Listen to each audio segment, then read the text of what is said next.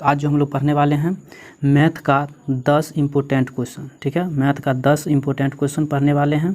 जो भी स्टूडेंट को लगता है कि मैथ में कमज़ोर हैं, आप लोग इस वीडियो को अंत तक देखिए और आप लोग अच्छे से सीखिए। ठीक है, आज का जो हमारा पहला क्वेश्चन है, एक संख्या का 25% कितना है, 12 है, तो वो संख्या कितनी है वो हमें ज्ञात करना है। ठीक है, तो हमें संख्या मालूम नहीं है, तो मान लेते संख्या मान लिए हम क्या एक्स मान लिए, और इसका बोल रहा है क्या 25%। 25% का मतलब हो गया 25 बट्टा कितना हो गया 100 हो गया। ठीक है, और इसका बराबर जो दिया है कितना 12 दिया है। ठीक है, तो इसको हमें क्या करना है, सॉल्व करना है। तो चलिए हम क्या करते हैं, यहाँ से एक्स का मान निकालेंगे। ठीक है, तो एक्स का मान हम निकालेंगे। देखिए यहाँ से 25 इसको काट देते हैं कलर चेंज करके। चलिए 25 को हम लोग जब काटेंगे 100 को, तो 25 चौका कितना होता है 100। तो x बराबर क्या होता है, ये मल्टीप्लाई हो जाएगा, यानी कि 4 जो है यहाँ आके गुना हो जाएगा, यानी कि हो गया 4 × 12, यानी कि 12 चौक कितना हो गया 48 हो गया। कितना हो गया 48, और 48 जो हमें दिया हुआ है ऑप्शन नंबर सी में, तो ऑप्शन सी जो हमारा बिल्कुल सही उत्तर हो जाएगा। तो आशा करता हूँ कि आप लोग समझ गए होंगे। चलिए फिर देखते हैं अगला क्वेश्चन, क्वेश्चन नंबर 2। आप लोग वीडियो के अंत तक बने रहिएगा, इसमें 10 इम्पोर्टेंट क्वेश्चन है जो एग्जाम में पूछा जाता है। ठीक है, दूसरा क्वेश्चन है, यदि किसी वस्तु को 720 रुपये में बेचने पर 20% का क्या होता है, लाभ होता है, तो हमें क्या करना है, क्रय मूल्य निकालना है। ठीक है, तो क्रय मूल्य हम लोग निकालेंगे। तो यहाँ पे दिया है एसपी, यानी कि विक्रय मूल्य दिया है कितना 720 रुपया दिया हुआ है। ठीक है, और यहाँ पे लाभ प्रतिशत जो दिया हुआ है, यानी कि लाभ प्रतिशत यानी कि प्रॉफिट लाभ परसेंट दिया है कितना 20। ठीक है, 20%। तो हमें निकालना है क्या, क्रय मूल्य। तो यहाँ से एक फार्मूला होता है, हम लोग यहाँ पे लिख लेते हैं CP बराबर फार्मूला होता है, यहाँ होता है CP। चलिए यहाँ पे लिखते हैं CP इजकल टू जो फार्मूला होता है, इस पर हम लोग क्या करेंगे, इसको बैठा देंगे। ठीक है, तो यहाँ से होता है क्या 100 अब बट्टा क्या होता है 100 अब प्लस कितना होता है लाभ परसेंट, लाभ है तो यहाँ पर हम लोग लिखेंगे लाभ प्रतिशत। ठीक है, इंटू में हो जाता है क्या SP, यानी कि सेलिंग प्राइस।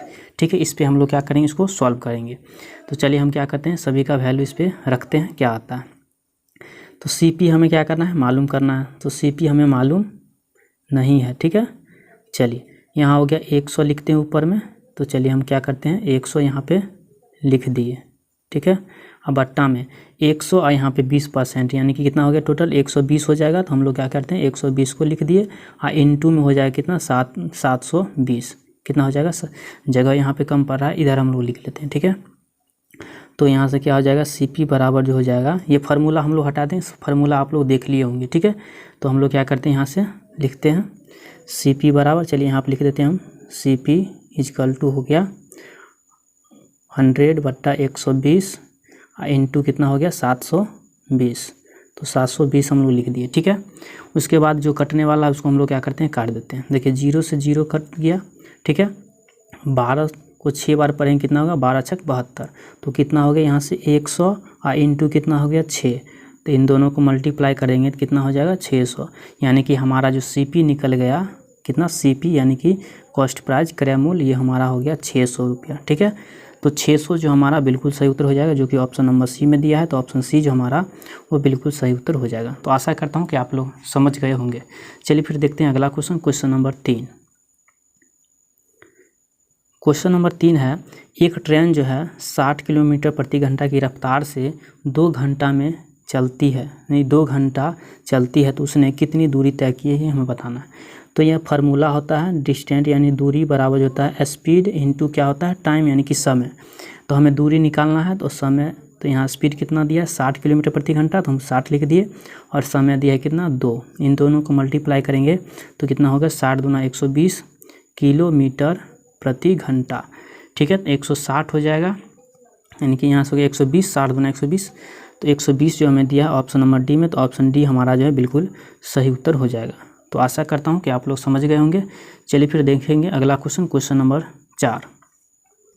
क्वेश्चन नंबर 4 है, किसी संख्या का 3/5 भाग जो है 27 है, तो वह संख्या कितनी है ये हमें बताना है। ठीक है, तो हम क्या करते हैं, संख्या में निकालना है। मान लेते हैं संख्या को हम लोग x, ठीक है, और का मतलब गुना होता है, तो हम गुना लिख दिए, और 3/5 भाग बोल रहा है, यानी कि 3 और बट्टा लिख देंगे 5, और बराबर में लिख देंगे कितना 27 लिख दिए। अब हम लोग यहाँ से क्या करेंगे, x का मान निकालेंगे। ठीक है, तो यहाँ से देखिए 3 से अगर हम इसको काट देते हैं, 3 नामा कितना हो गया 27, ठीक है। तो x बराबर कितना हो जाएगा, ये 9 और 5 क्या हो जाएगा, आपस में मल्टीप्लाई हो जाएगा, यानी कि 9 5 कितना हो जाएगा, 45 हो जाएगा। ठीक है, और 45 जो हमें दिया हुआ है ऑप्शन नंबर सी में, तो ऑप्शन सी हमारा बिल्कुल सही उत्तर हो जाएगा। तो आशा करता हूँ कि आप लोग समझ गए होंगे। चलिए फिर देखते हैं अगला क्वेश्चन, क्वेश्चन नंबर 5।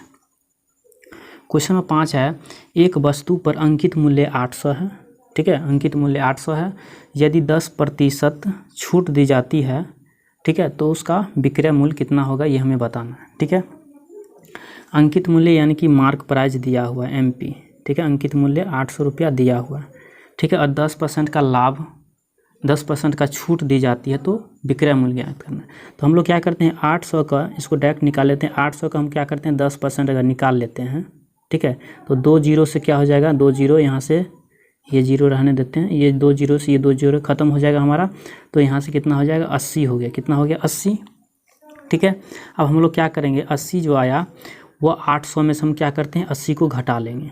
ठीक है, 800 में से अगर हम लोग 80 को घटा लेते हैं तो कितना हो जाएगा, यहाँ से हो जाएगा 720। कितना हो गया, 720 हो गया, जो कि हमारा विक्रय मूल्य निकल के आ गया कितना, 720। ठीक है, तो ऑप्शन नंबर सी में दिया है 720, ऑप्शन सी हमारा बिल्कुल सही उत्तर हो जाएगा।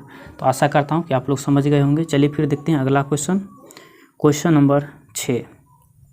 क्वेश्चन नंबर 6 है, किसी वर्ग का क्षेत्रफल जो है वह 225 वर्ग सेंटीमीटर है, तो उसकी भुजा ज्ञात कीजिए। तो हम लोग क्या करते हैं, भुजा को मान लेते हैं A, और इसका क्षेत्रफल दिया है यानी कि A² का वैल्यू दिया है कितना, 225, तो 225 लिख दिए। ठीक है, और यहाँ से हम लोग क्या करेंगे, A का मान निकालेंगे तो ये हो जाता है √225। ठीक है, और 225 का अगर हम लोग वर्गमूल निकालते हैं तो A बराबर जो हो जाएगा यहाँ से वो हो जाएगा 15। कितना हो जाएगा, वो हो जाएगा 15 हो जाएगा।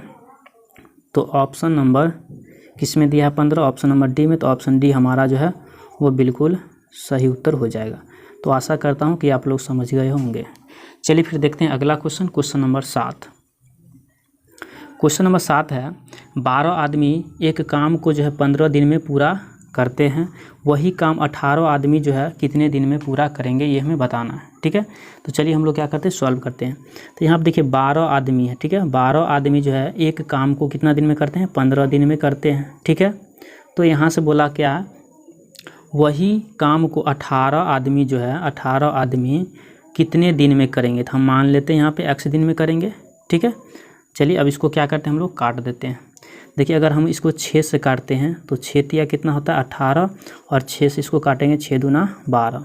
देखिए 3 से इसको काटेंगे 3 5 15। ठीक है, तो यहाँ से x बराबर कितना हो गया, 5 दूना 10। तो यानी कि दूसरा आदमी जो है वह 10 दिन में पूरा कर देगा काम को। ठीक है, 18 आदमी कितने दिन में करेंगे, 10 दिन में कर देंगे, और 10 दिन हमें दिया है ऑप्शन नंबर सी में। तो ऑप्शन सी जो हमारा बिल्कुल सही उत्तर हो जाएगा। आशा करता हूँ कि आप लोग समझ गए होंगे। चलिए देखते हैं अगला question, question number 8। Question number 8 क्या कहता है, एक परीक्षा में छात्र ने 600 में से 420 अंक प्राप्त किए, तो इसका क्या करना, प्रतिशत क्या होगा, ये हमें बताना है। बहुत ही आसान क्वेश्चन है। देखिए टोटल मार्क दिया है, यानी कि टोटल अंक जो यहाँ पे दिया है वो 600 दिया है। ठीक है, उसमें से लाया है कितना, 420। चलिए यहाँ पे लिख लेते हैं, ये टोटल अंक जो है, ठीक है, टोटल अंक कितना है, वह है 600। ठीक है, 600 है, और इसमें से प्राप्त किया है कितना, 420। ये हो गया प्राप्त। ठीक है, तो प्राप्त किया इसमें से 420। इसमें प्रतिशत में निकालना है, तो हम लोग क्या करेंगे, जितना प्राप्त हुआ उसको हम क्या करते हैं ऊपर लिखेंगे, यानी कि 420 को ऊपर लिख देंगे, अब बट्टा में लिखेंगे 600। ठीक है, अब प्रतिशत में चेंज करना है तो 100 से क्या करेंगे हम लोग, मल्टीप्लाई कर देंगे। ठीक है, मल्टीप्लाई करेंगे, उसके बाद हम लोग देखेंगे यहाँ पे क्या, 2 जीरो से क्या किए, 2 जीरो को काट दिए, और 6 से इसको काटेंगे, 6 7 42, यानी कि कितना आ गया, 70%।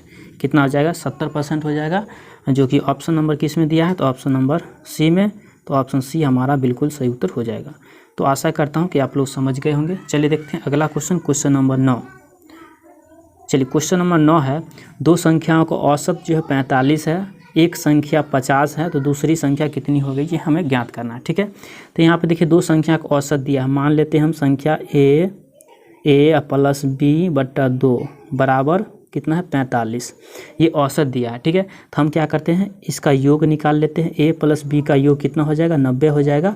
ये 45 को हम 2 से मल्टीप्लाई कर दिए तो योग हो गया, यानी कि जोड़ हो गया दोनों का। ठीक है, a प्लस बी का योग हो गया 90, और इसमें से एक संख्या दिया है 50।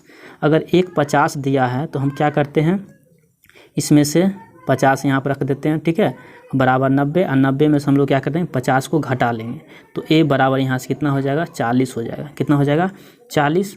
और 40 जो हमें दिया है ऑप्शन नंबर किसमें, ऑप्शन नंबर सी में, तो ऑप्शन सी जो हमारा बिल्कुल सही उत्तर हो जाएगा।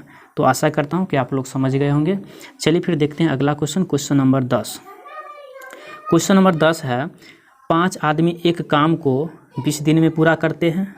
ठीक है, तो 10 आदमी वही काम को कितने दिन में पूरा करेंगे, ये क्वेश्चन है। ठीक है, चलिए इसका आंसर जो है आप लोग जो है ये होमवर्क के लिए रहेगा। ठीक है, इसका आंसर आप लोग कमेंट करके बताइएगा इसका आंसर क्या होगा। आप लोग वीडियो अच्छा लगा हो तो एक लाइक कर दीजिएगा, चैनल पर नए हैं चैनल को सब्सक्राइब कर लीजिएगा। आप लोग को इसी तरह का क्वेश्चन मिलता रहेगा। चलिए फिर मिलते हैं नेक्स्ट वीडियो।